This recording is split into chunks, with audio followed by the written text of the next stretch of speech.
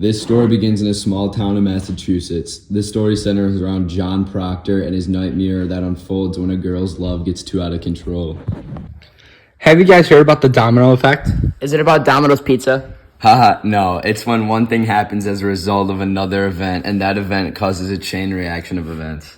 Oh, like the Salem witch trials in 1692. Yeah, exactly. But how do the witch trials connect to the domino effect? The domino effect is shown many times throughout the events of the Salem witch trials. Whenever someone would get accused, the only way they could get not punished is to confess and accuse other people of witchcraft. The only problem is witchcraft isn't real. Would people get rewarded for submitting fake accusations? They would, actually. People would use this tactic as a source of power and would accuse people that they didn't like. Abigail Williams is known for this and abusing her power in her hometown and starting the domino effect.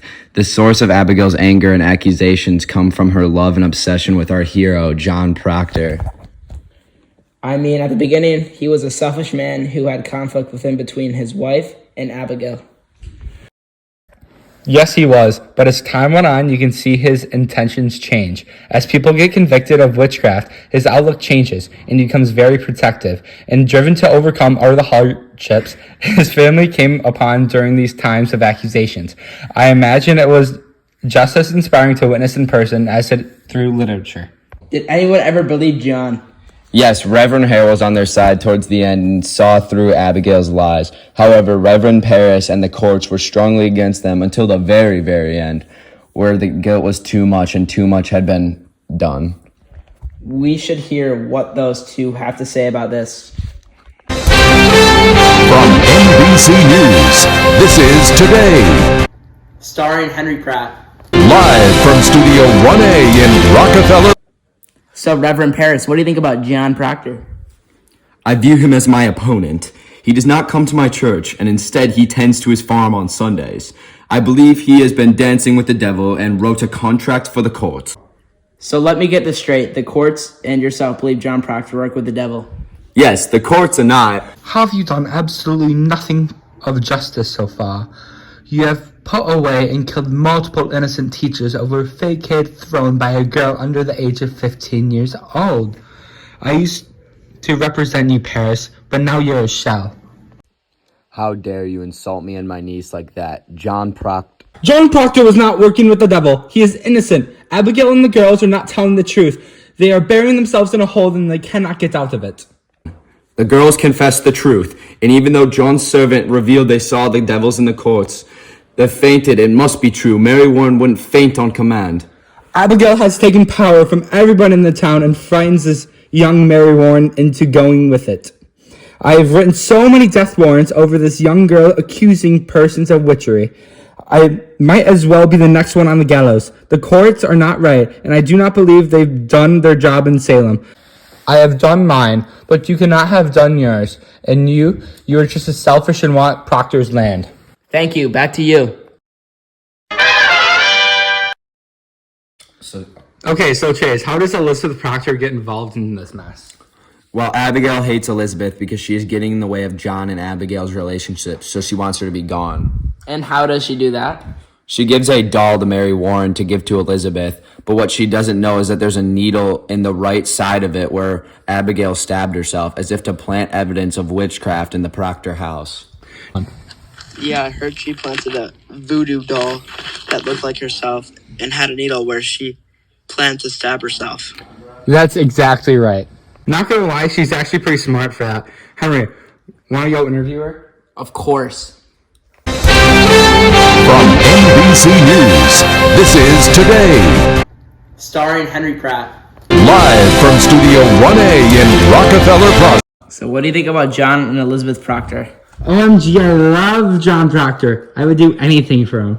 But he doesn't know it yet. When I accuse his wife of witchcraft, I wanted him to run away with me. How did you act around the people in the town of Salem? I acted like the sweet, innocent girl I am. Everything I do for a good reason. To be with John. So what happened between the two of you? Elizabeth found out about our relationship and that really ended it. He was a good, loyal man, and he said he would never reach his hand out for me again. So I had to get rid of Elizabeth to be with John again. So you were jealous. And when you set Elizabeth Procter up, did you truly believe you could be with John?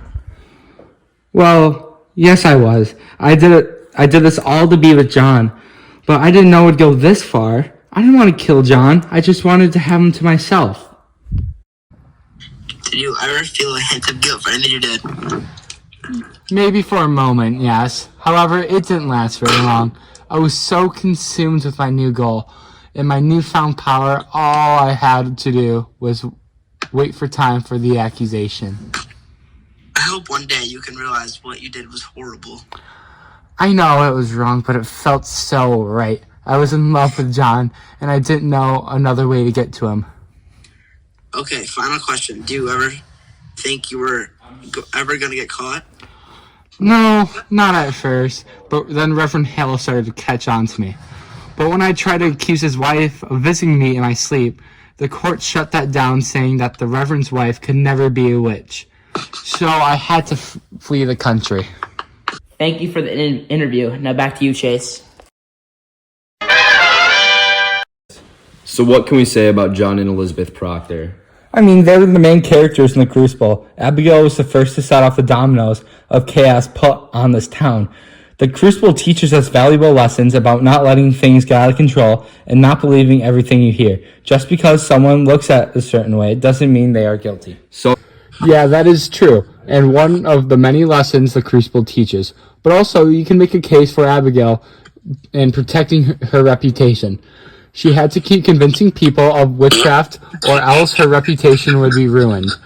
Then she ran away to the Caribbean. Don't the Proctors also do this? Yes, when John was in court and when Elizabeth was brought in, she was trying to save John's reputation by declining that her and him and Abigail were in a relationship. But everybody already knew. so true. The Crucible demonstrates perseverance through hardship and the power of love. Thank you for taking time out of your day to listen to